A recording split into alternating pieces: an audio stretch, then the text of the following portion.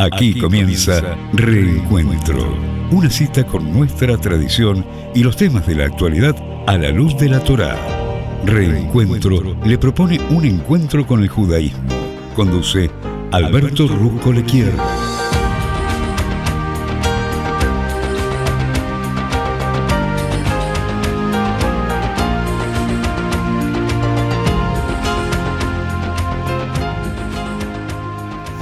Muy buenas tardes, aquí Alberto Rusco Lequier.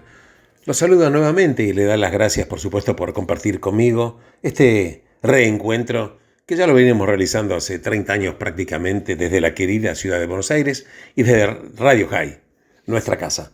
Muchísimas gracias por acompañarme. Y bueno, el día de hoy es un día muy especial. Bueno, en realidad todos los días de la vida son especiales. Pero, ¿por qué digo esto? Porque estamos ya a muy poquitos días de celebrar el Pesaj. Bueno, el día de hoy es el día 11 del mes de Nisan del año 5784 del calendario hebreo. Quiero recordar que el horario para prender velas de Shabbat, horario que rige únicamente para la ciudad de Buenos Aires, está establecido a las 18 horas 06 minutos y el Shabbat termina mañana a las 19 horas 01 minutos.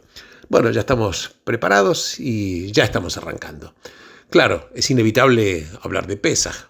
Pesaj que vamos a celebrarlo la primera noche, aquí el lunes a la noche. Pesaj, claro que es una noche de preguntas. Pero hay una pregunta que no hacemos y que creo que es muy importante. Y la pregunta sería, ¿por qué hubo Pesaj? En primer lugar, claro. ¿Por qué hubieron años de sufrimiento, años de esclavitud? Claro, Israel fue redimido, volvió a ganar su libertad, regresó a la tierra que había sido prometida a sus ancestros muchos siglos antes, pero la pregunta que correspondería realizar es, ¿por qué la necesidad de exilio? ¿Por qué Dios, que pudo haber hecho todo, no hizo que Abraham, Isaac o Jacob simplemente heredaran la tierra de Canaán? Claro, si los israelitas no hubieran bajado a Egipto en los días de Yosef, no habría habido sufrimiento, ni siquiera necesidad de redención. Entonces, ¿por qué Pesaj? Y la pregunta es muy importante porque está relacionada con los términos de la narrativa bíblica. La Torá indica que no hubo nada accidental en los eventos que llevaron a Pesaj.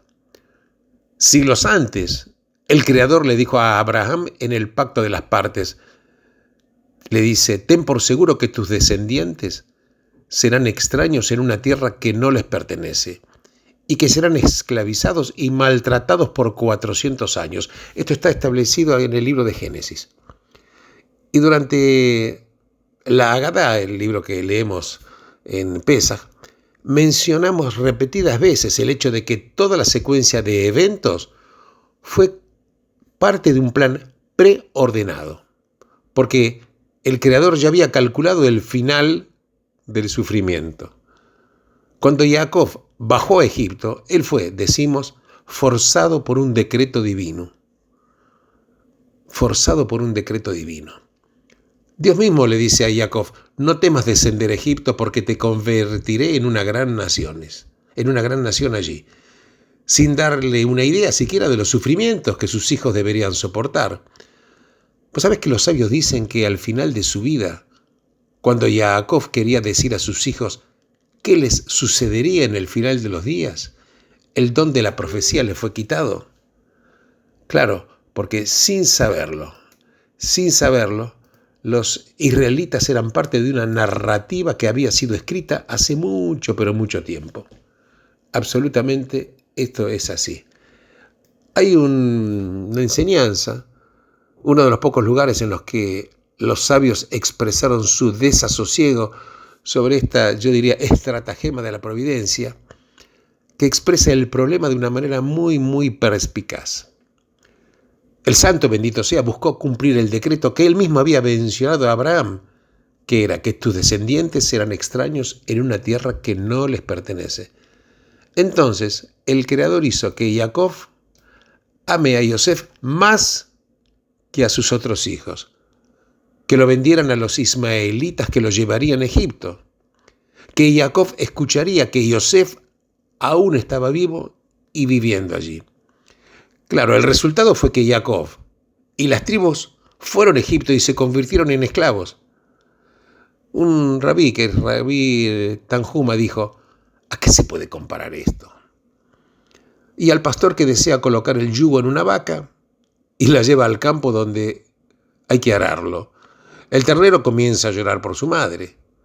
La vaca, escuchando al ternero llorar, corre al campo y allí, mientras está distraída y su atención centrada en su hijo, se le coloca el yugo. Bueno, la verdad que el guión que el creador describe para su pueblo es tortuoso y es atemorizante.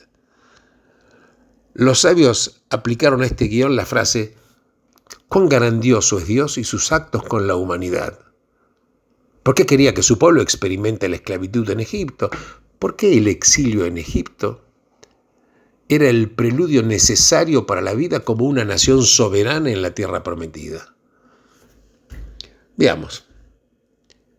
El libro de Yoná cuenta una historia extraña. Recordemos, Dios le pidió a Yoná que transmita una advertencia al pueblo de Nínive, porque su forma de actuar es la corrupción. La ciudad será destruida a menos que se arrepientan. Pero Yoná escapa de su misión y en el transcurso del libro aprendemos por qué. Sabía, dice, que el pueblo de Nínive, al escuchar las palabras del profeta, se arrepentiría y sería perdonado. Para Yoná esto era injusto. Cuando la gente hace el mal, deben sufrir las consecuencias y ser castigados. Esto era particularmente cierto en el caso de Nínive, una ciudad de los asirios, que sería la causa de mucho sufrimiento para el pueblo de Israel. El perdón de Dios entraba en conflicto con el sentido de justicia retributiva de Yoná. Dios decide enseñar a Yoná una lección moral. Le envía un árbol que le dé sombra del ardiente sol. Al día siguiente, el Creador envía un gusano que provoca que el árbol se marchite y muera. Yoná es empujado hacia una depresión, casi suicida, y Dios le dice: «Estabas tan preocupado por este árbol, pero no lo cuidaste ni lo hiciste crecer. Creció durante la noche y murió en la noche siguiente». Pero Nínive tiene más de 120.000 personas y una gran cantidad de ganado. ¿No debo preocuparme por esa gran ciudad? Entonces Dios le enseña a Yoná a preocuparse al darle algo y luego quitárselo.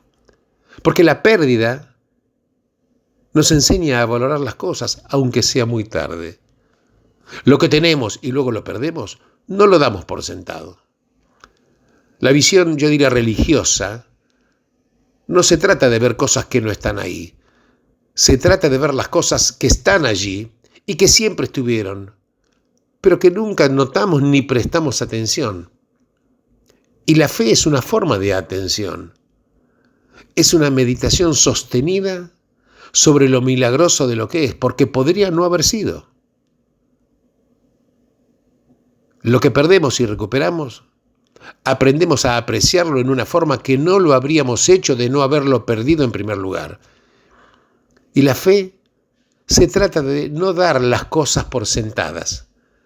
Y esta es la clave para comprender las narrativas en el libro de Génesis. Sara, Rivka y Rachel desean tener hijos, pero descubren que son estériles. Solo a través de la intervención de Dios pueden concebir. Abraham atraviesa la prueba de la atadura de Isaac solo para descubrir que el Creador, quien le pidió sacrificar a su hijo, le dice: «Detente». Y se lo dice en el último minuto. Y es así como la familia del pacto aprende que tener hijos no es algo que simplemente sucede. Es la forma en la que el pueblo de Israel aprendió, en el despertar de su historia, a nunca dar los hijos por sentado. La continuidad judía, criar nuevas generaciones de judíos, no es natural, inevitable, un proceso que sucede por sí solo. Necesita de un esfuerzo y una atención constante. lo mismo se aplica a la libertad. Porque la libertad, en el sentido bíblico, no es natural. Yo diría que es una autorrestricción responsable. Por eso, la libertad no es natural. Por el contrario, el orden natural de las sociedades y en las sociedades humanas, así como en el reino animal, es que los fuertes atormentan y dominan a los débiles.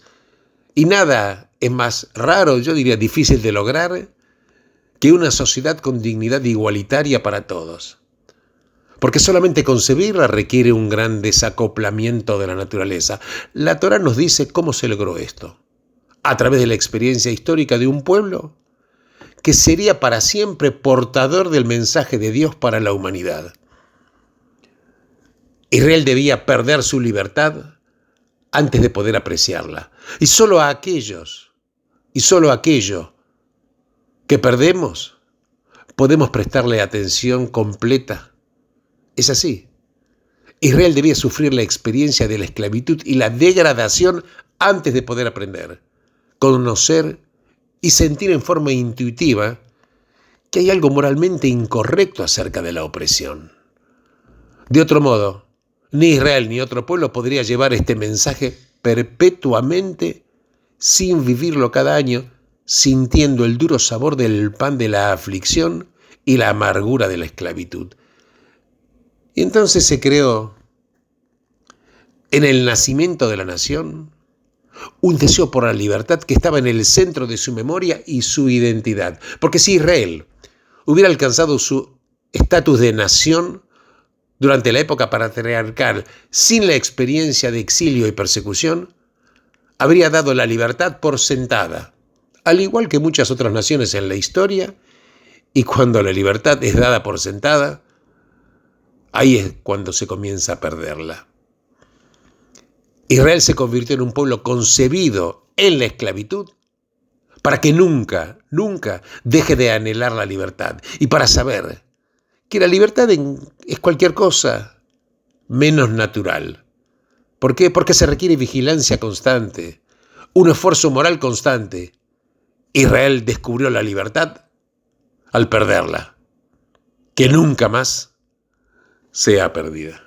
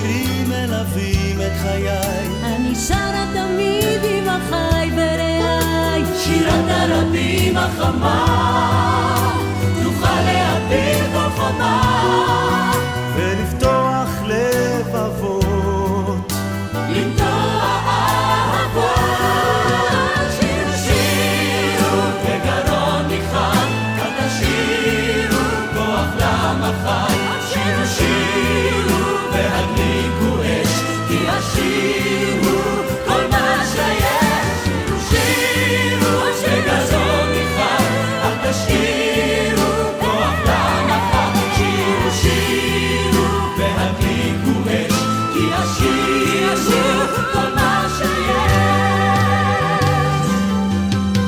הארץ שינתה את דמותה ורוחה אך שירת הרבים לא איבדה את כוחה הזמר הזה מלכד והוא שנשאר לנו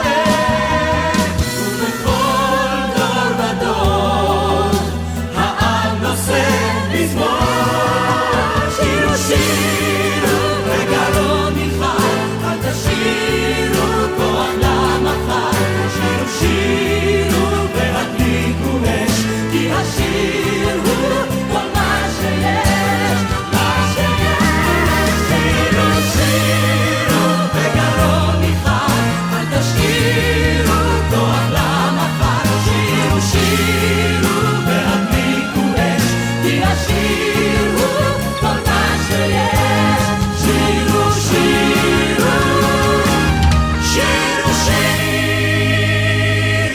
Bueno, cuando dejés la esclavitud y comenzás el largo viaje a través del desierto hacia la libertad, hay que contar la historia.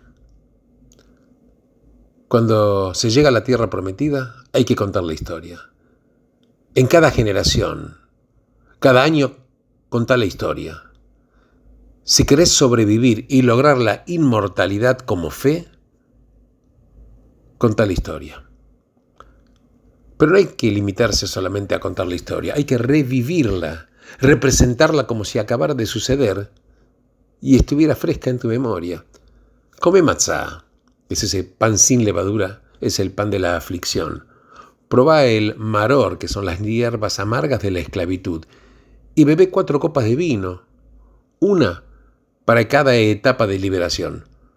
Hacelo en tu casa, alrededor de la mesa, en presencia de tu familia, y sobre todo enseñá todo esto a tus hijos. Ayúdalos a ver la historia como que es la historia de ellos. Deja que tus hijos se sientan parte de la historia. Empoderalos para que hagan preguntas, involucrate con ellos, discutí con ellos, pero nunca dejes de contar la historia. Y esto es lo que todos los judíos en cualquier parte del mundo van a hacer en este Pesaj, en esta Pascua, que comienza el lunes por la noche. Es el ritual religioso más antiguo practicado continuamente en el mundo. Bueno, digo continuamente porque va a ser el Pesaj número 3336 en la historia judía. El Pesaj número 3336. Pero esta historia nunca perdió su frescura. Absolutamente. Y por eso la pregunta que forma parte de las 4 preguntas es ¿por qué esta noche es diferente a las demás? Y sin esta pregunta la historia no puede comenzar. Este ritual es poderosísimo. Vos sabés que hay un documental, una vez lo vi, que hablaba narraba sobre los templos que fueron construidos por el hombre, que algunos identifican como el faraón del Éxodo, que era Ramsés II. Estos templos que fueron construidos en Egipto todavía permanecen en pie, en diferentes ciudades, en Luxor, en Karnak, en Abu Simbel. Claro, asombrosos por la magnificencia. Pero el pequeño detalle es que la civilización que produjo estos monumentos se ha desvanecido. Es increíble, ¿no? Porque mis antepasados y los tuyos pudieron haber estado entre los esclavos que construyeron estos templos hace 33 siglos. Y los egipcios los llamaban extranjeros, forasteros. Hay un registro antiguo de lo que pensaban los egipcios de esta nación de esclavos, y este registro sobrevive en la tabla de Merneptah, que es una losa de granito negro hoy que está en el Museo de El Cairo. Y está grabado con jeroglíficos por Merneptah, que es el sucesor de Ramsés. Y de ahí se tiene la primera referencia a los israelitas fuera de la Biblia. ¿Qué dice ese jeroglífico? Dice así, textualmente: Israel está devastado, su semilla ya no existe. Claro, es un aviso necrológico, pero que está mal comprendido. Afortunadamente está mal comprendido. Porque el antiguo Egipto y también el antiguo Israel fueron 2 civilizaciones que hicieron la pregunta más importante que cualquier cultura puede hacer. ¿Cuál es? ¿Cómo se mantendrá vivo todo aquello que hemos hecho? Esta es la pregunta. Y la respuesta de Ramsés, para que se mantenga vivo todo lo que hizo, fue construir edificios monumentales que durarían más que las arenas del tiempo. Pero claro, la respuesta de Moisés fue diferente. Inscribe tus valores en el corazón de tus hijos, y ellos en el de ellos, y a lo largo de las generaciones que esto sea así. Contarles la historia, asegúrate de que se conviertan en parte de la historia. Hacelo todos los años en el aniversario del Éxodo. Aún lo hacemos, hace 3.336 años, habiendo transcurrido qué sé yo, una gran parte de la historia de la civilización. Claro, hay que saber que hay una diferencia entre historia y memoria. La historia nos cuenta lo que pasó, pero la memoria nos dice quiénes somos. Claro, estamos viviendo en sociedades que son diversas, multiétnicas, multiculturales, pero las historias se integran, porque las historias crean una memoria colectiva. La verdad que hace 3.336 años estamos contando esa historia. Las naciones necesitan historia si quieren mantener su identidad, pero la memoria es mucho más poderosa que los monumentos. De esto el pueblo judío da total y absolutamente un testimonio maravilloso. La memoria es más poderosa que los monumentos.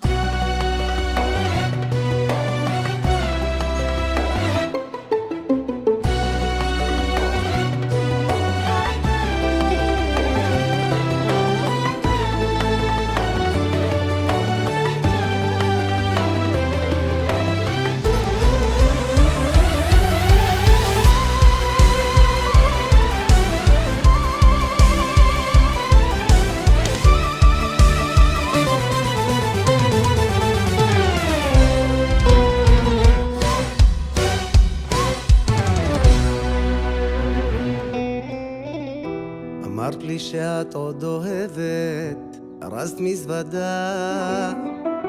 אמרת את חייבת ללכת, ילדה אבודה. חכי תני לי רק להגיד לך מילה, אני מתחנן והיא בשלה, אני כבר לא שלה.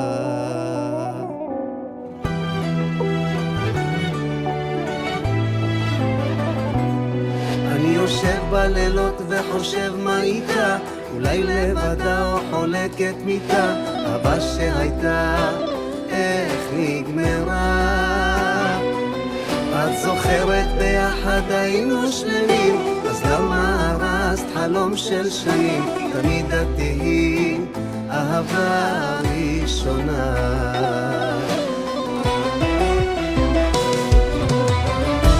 אמרת לי היום את עוברת רק לכמה דקות, לקחת לך תמונה למזכרת והשארת לי דמעות.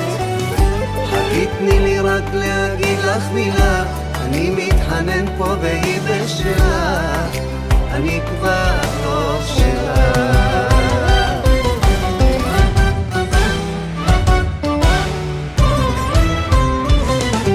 אני יושב בלילות וחושב מה איתה, אולי לבדה או חולקת מיטה, אהבה שהייתה איך נגמרה. את זוכרת ביחד היינו שלמים, אז למה הרסת חלום של שנים? תמיד את תהיי אהבה ראשונה.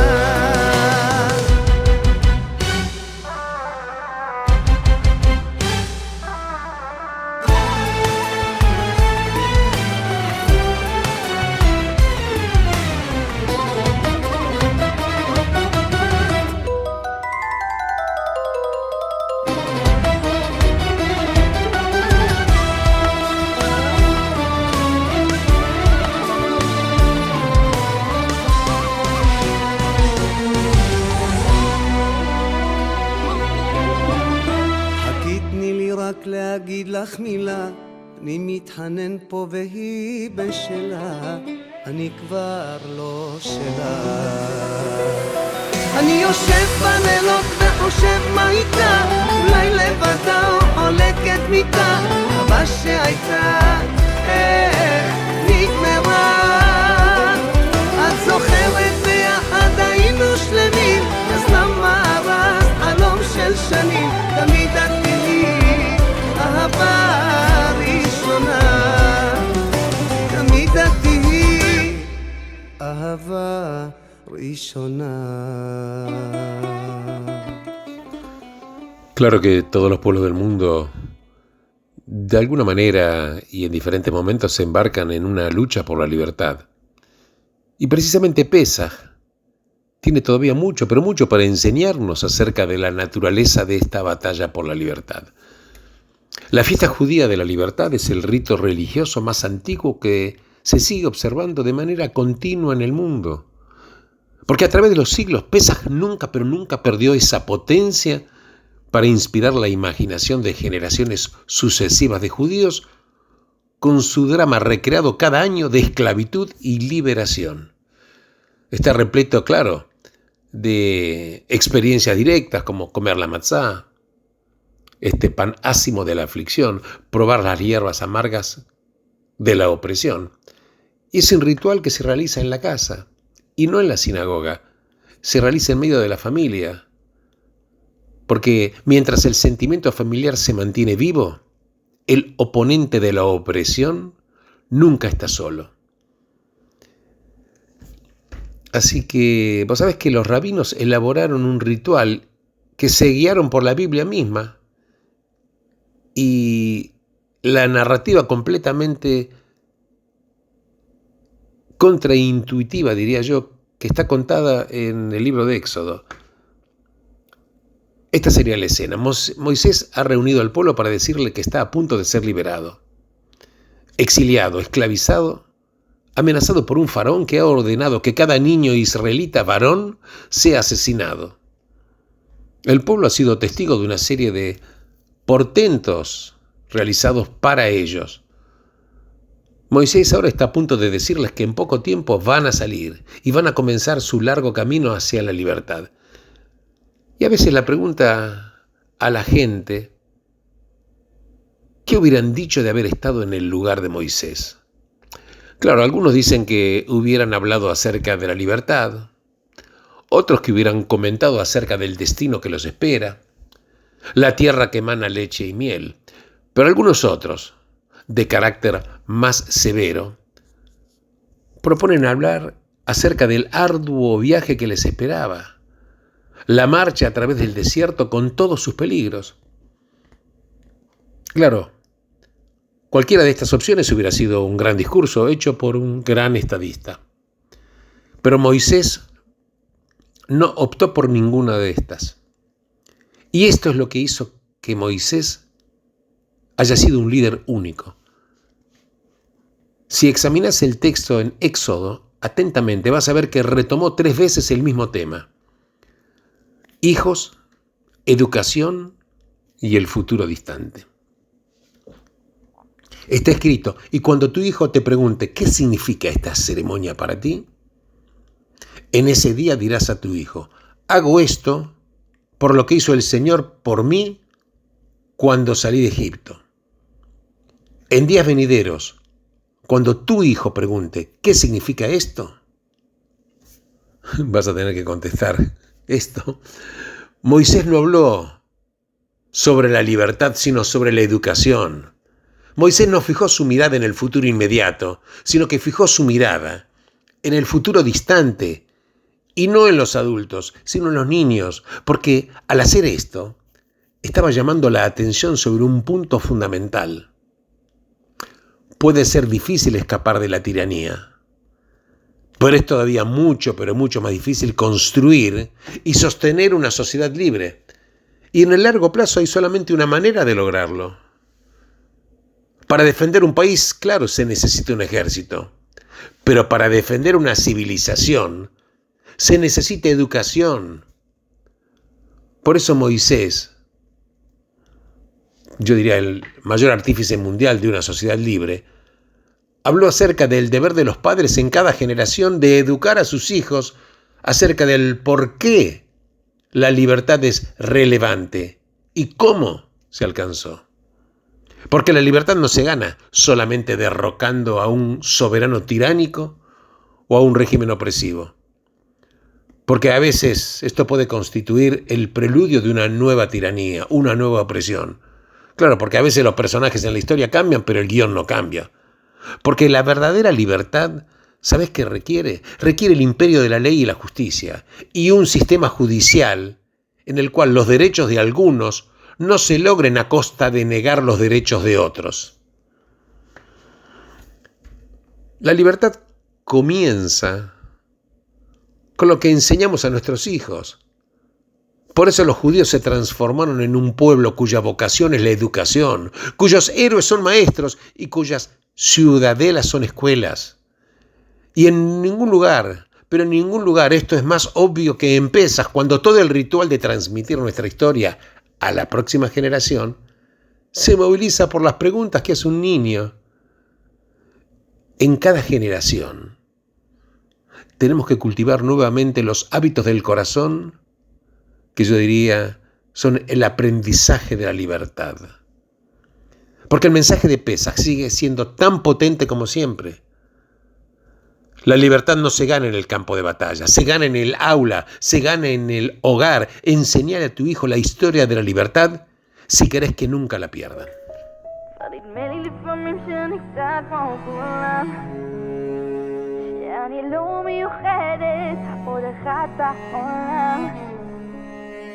אבל יש בי את השליטה לשרת המחשבה לא מאבדת שום תקווה כי אני רק רוצה להגשים את החלום לכבוש את העולם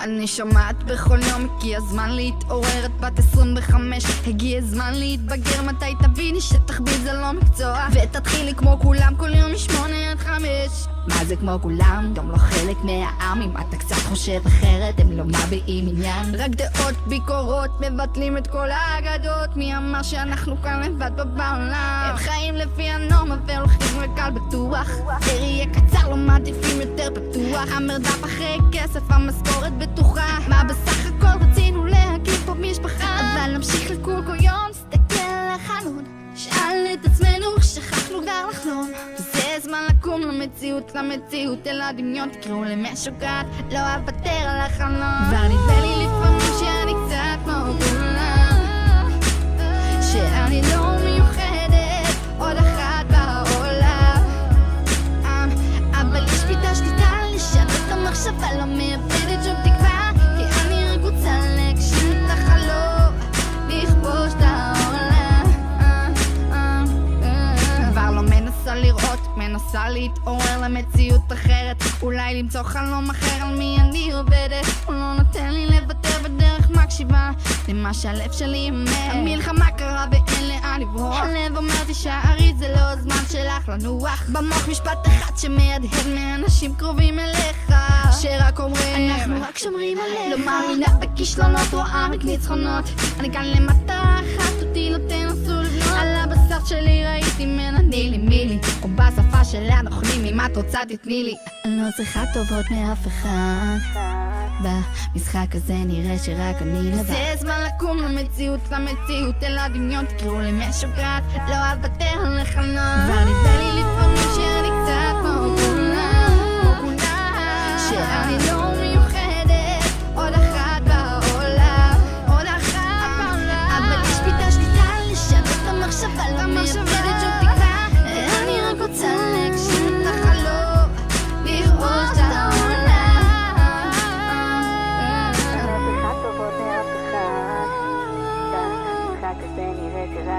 זה זמן לקום למציאות אל הדמיון תקראו למשוגעת לא אוותר על החלום La Torá llama a Pesaj la festividad de Matzot también, porque 22 generaciones después, cuando los 120 miembros de la Magna Asamblea formularon un texto para las plegarias, agregaron el nombre Época de Nuestra Libertad. Finalmente, sin embargo, la festividad resultó llamada por los sabios del Talmud y todos los demás con un tercer nombre, Pesaj, o sea, festividad de Matzot, época de nuestra libertad y Pesaj. Para ver que los tres nombres reflejan diferentes aspectos. La festividad de Matzot, que es la matzá, que es ese panásimo, es el símbolo de la humildad y la autonegación.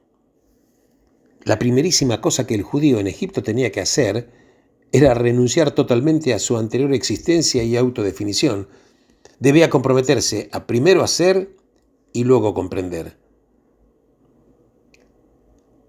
Ahora, el nombre época de nuestra libertad, porque habiendo salido de la esclavitud, logró el pueblo judío el máximo grado de autoafirmación y libertad, porque había cortado el cordón que lo unía a la matriz de Egipto, y se encontró con que esto no significaba la aniquilación del ser, sino la concreción de sus más altos potenciales. Se encontró con que un ser liberado del hábito y de la convención, liberado de los dictados de la mente y el corazón, es un ser capacitado para incrementar al máximo sus facultades en la búsqueda de un estado más alto de identidad y autorrealización.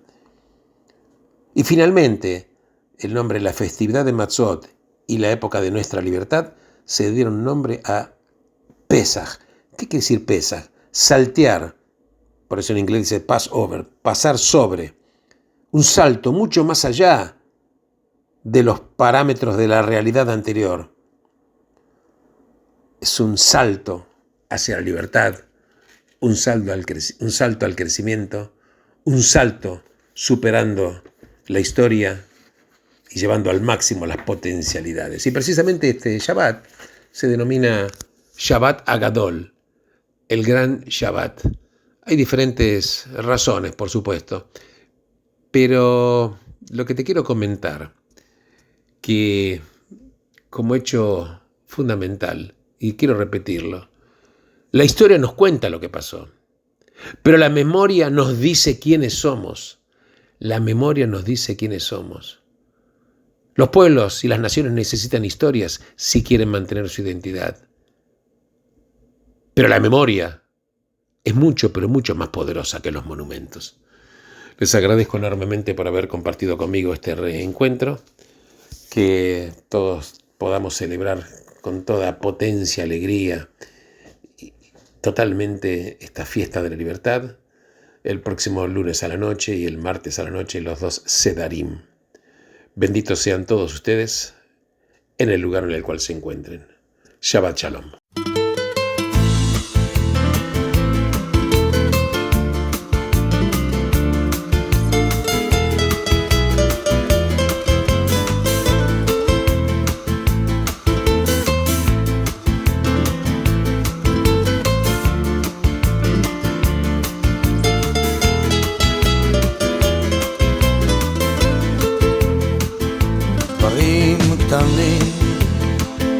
דברים פשוטים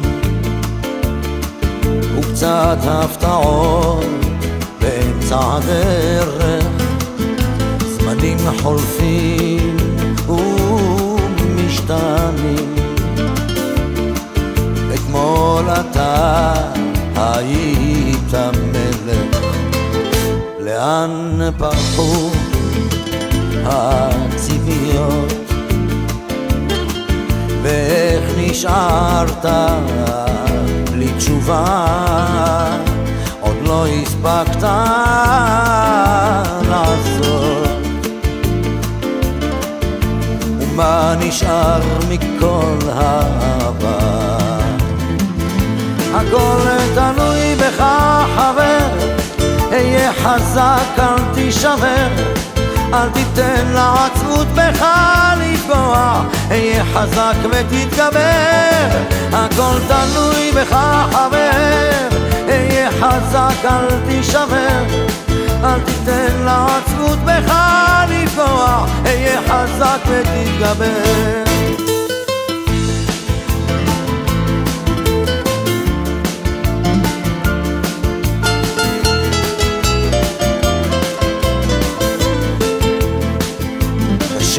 לראות, אך לפעמים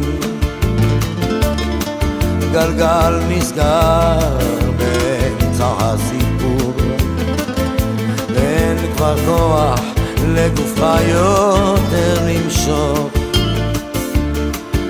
יכולת לוותר אבל לך אסור. הכל תלוי בך חבר, היה חזק אל תישבר, אל תיתן לעצמות בך לפגוע, היה חזק ותתגבר. הכל תלוי בך חבר, היה חזק אל תישבר, אל תיתן לעצמות חזק ותתגבר.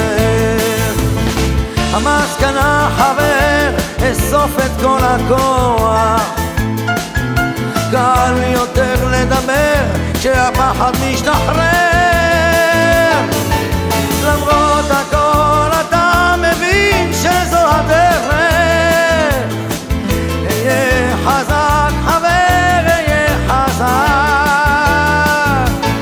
הכל תלוי בך חבר. אהיה חזק אל תישבר, אל תיתן לעצמות בך לפגוע. אהיה חזק ותתגבר, הכל תלוי בך חבר.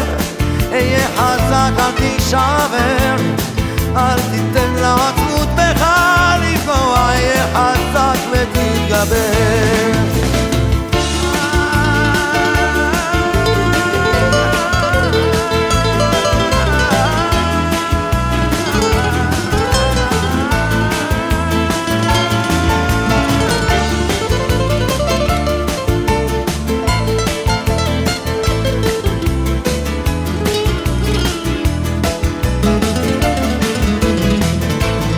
הכל תלוי בך חבר, אהיה חזק אל תישבר, אל תיתן לעצמות בך לפגוע.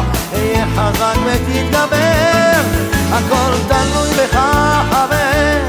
אהיה חזק אל תישבר, אל תיתן לעצמות בך לפגוע. אהיה חזק ותתגבר.